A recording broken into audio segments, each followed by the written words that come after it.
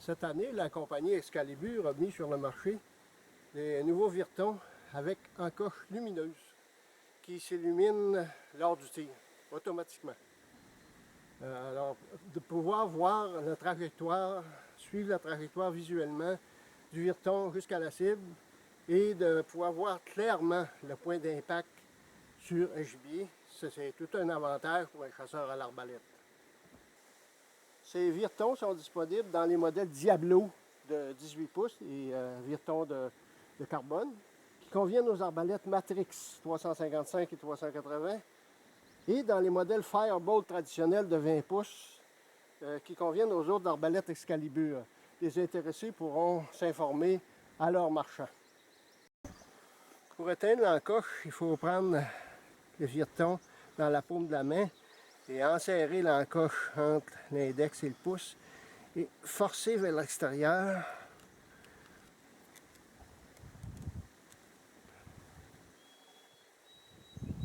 L'opération exige quand même un assez bon effort parce que l'encoche doit rentrer de façon très serrée pour éviter qu'elle puisse s'allumer accidentellement ou par une simple petite pression. En fait, il faut une bonne pression d'environ une vingtaine de litres pour que l'encoche s'illumine.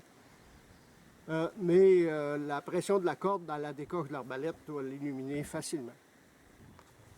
Les Virtons Excalibur avec encoche lumineuse sont disponibles en paquets de 3 ou de 6, autant pour les modèles Diablo que dans les modèles Firebolt qui conviennent à la plupart des autres arbalètes Excalibur. Les pointes de chasse ajustables Bolt Cutter BAT sont une autre nouveauté intéressante de la compagnie Excalibur.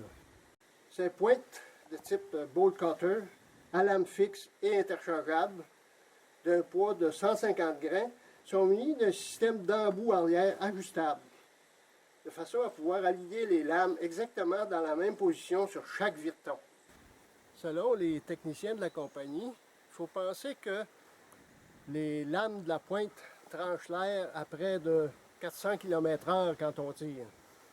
Alors pour une meilleure précision, il est essentiel que les lames de la pointe et l'empennage soient ajustés toujours de la même manière sur un Virton à l'autre, de façon à ce que la friction de l'air se fasse exactement de la même façon sur chaque tir.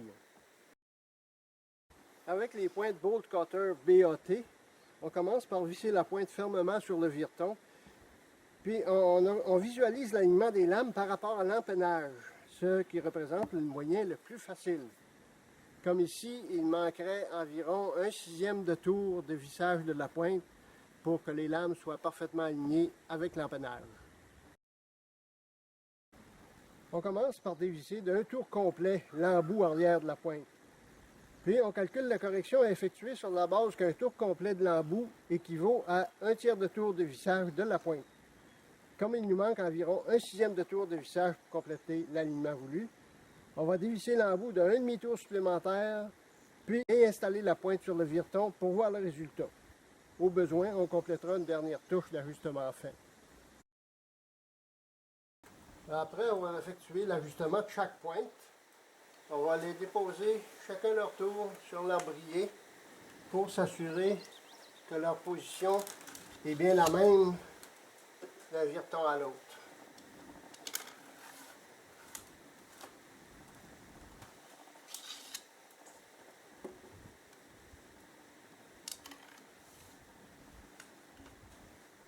Et voilà.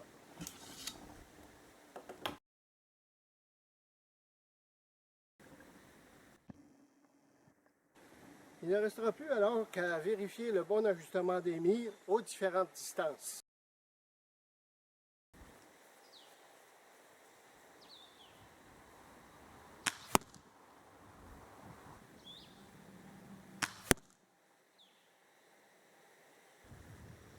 Les combinaisons pointe de chasse et Virton seront ainsi parfaitement assorties et on les gardera couplées de cette façon-là pendant toute la durée de la chasse.